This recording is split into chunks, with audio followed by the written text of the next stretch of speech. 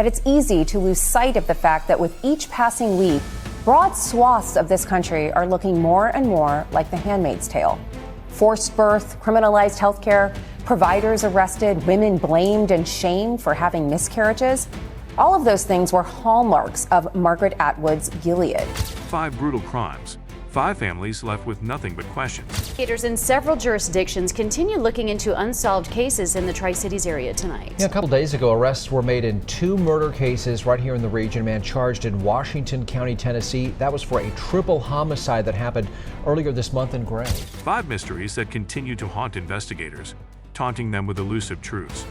Tonight, we delve into some of the most chilling unsolved murder cases in American history. All of these unsolved cases have happened within the past year or so, and tonight investigators are asking for your help solving them. Cases where the clues led nowhere, the suspects vanished, and the fear persists. These are cases where life was stolen, scenes turned to puzzles, and the answers slipped further away as time passed. Despite the relentless work of law enforcement, the advancements of forensic science, and the fascination of countless amateur sleuths, these cases remain open. There have been no arrests, no closure, only theories and fear. The vanishing of the Sauter children. It was Christmas Eve, 1945, when the Sauter family, George, Jenny, and their 10 children, gathered in their home, preparing to celebrate the holidays. In a matter of hours, that same home would become the epicenter of one of the most haunting mysteries ever to grace the annals of American crime. At 1:00 a.m., a fire engulfed the Sauter home. George and Jenny, along with 4 of their children, managed to escape. The 5 others, Morris, Martha, Louis, Jenny Jr., and Betty, were trapped inside. George's desperate attempts to save them were thwarted. His ladder was missing, his trucks wouldn't start, and the phone lines had been cut. Within 45 minutes, the house was reduced to ashes. But when the flames died down, something was wrong. There was no sign of the 5 missing children. Not a single bone or piece of evidence remained. How could a fire, no matter how intense, completely erase all traces of human bodies? Experts argued it was impossible. Bones and teeth should have remained, even in the most horrific fires. Yet there was nothing. Strange occurrences leading up to the fire now cast shadows on the official story. A man had been seen watching the children play outside, and someone had warned George that his house would burn. Even more disturbing was the bizarre phone call the family received hours before the fire, a woman, laughing eerily, asking for a name that didn't belong to anyone in the house. And then came the witnesses. Several people claimed to have seen the missing children alive days after the fire, suggesting something far more sinister: kidnapping, not death. Theories began to emerge, including underground adoption rings and mafia involvement. Was this a tragedy, or was it something darker? In 1968, more than 2 decades after the fire, a photograph arrived at the Sauter home. It showed a young man who closely resembled their son, Louis, with a cryptic message on the back. Who sent it? Why? Was it proof that the children survived? The Sauter family never stopped searching, but no answers ever came. The case remains unsolved, and the questions linger. The murder of the boy in the box, February 25, 1957, brought a chilling discovery in the Fox Chase neighborhood of Philadelphia. Inside a plain cardboard box lay the lifeless body of a young boy, his frail frame wrapped in a tattered blanket. No one knew who he was, where he came from, or why he had been discarded like trash. The boy, believed to be between 4 and 6 years old, showed signs of prolonged abuse, deep bruises, surgical scars, and malnutrition. His hair had been crudely cut, and there were no signs of struggle or blood, leading investigators to suspect he had been placed in the box after death.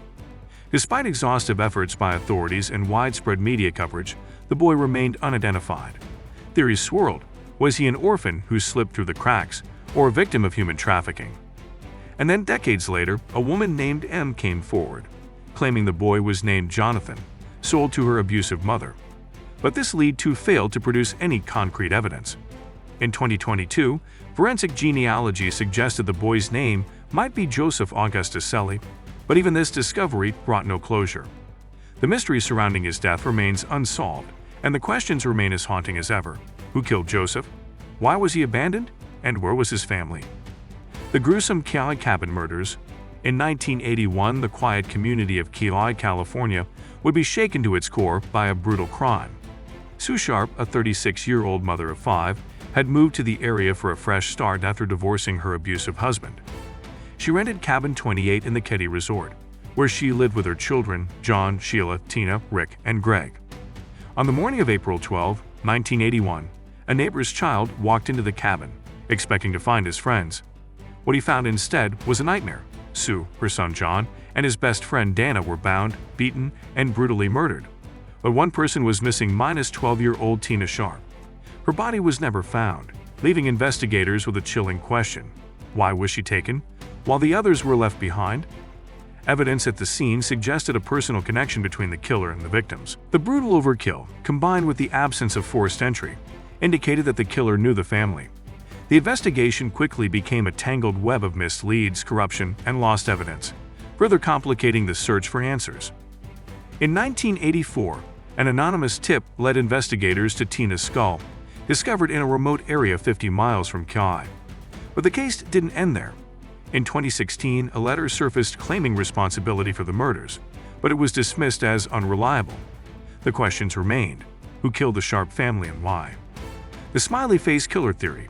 Since the late 1990s, a disturbing pattern of deaths has emerged across the United States. Young men, college students, athletes, and scholars have gone missing after a night out, only to be found days or weeks later in nearby rivers, lakes, or canals. The official cause of death: accidental drownings. But some investigators aren't convinced. A group of retired NYPD detectives believes these deaths are not accidents. They propose a chilling theory: a network of killers systematically targeting young men, leaving behind only one clue: a smiley face spray-painted near the crime scene. This network, they believe, may be responsible for the deaths of dozens of men across multiple states. Despite the FBI's dismissal of the theory, the families of the victims remain convinced that something far more sinister is at play. Could it be the work of a highly organized group of serial killers, or is this a bizarre coincidence? Until the truth is uncovered, the mystery remains unresolved. The murder of Elizabeth Short, the Black Dahlia. In 1947, the body of 22-year-old Elizabeth Short, an aspiring actress, was discovered in a vacant lot in Los Angeles. Her body was bisected, drained of blood, and posed in a grotesque manner. The brutality of the crime shocked even the most hardened detectives, and the case would become one of the most infamous unsolved murders in American history. In the days following her death, taunting letters began to arrive, filled with cryptic messages and personal belongings of the victim. Despite numerous leads, theories, and suspects, including a wealthy physician with disturbing ties to the case, the killer was never caught. More than 75 years later, advances in forensic science have rekindled hope that the case may eventually be solved, but for now the mystery remains. Was Elizabeth Short the victim of a spurned lover, a doctor with surgical precision, or a serial killer whose crimes never stopped? Only time will tell. These chilling mysteries aren't just stories, they're unsolved puzzles that might have you questioning everything you thought you knew about justice. How could 5 children disappear without a trace, or a boy's murder remain unclaimed for decades? The truth could be out there, and you're the one who might uncover it.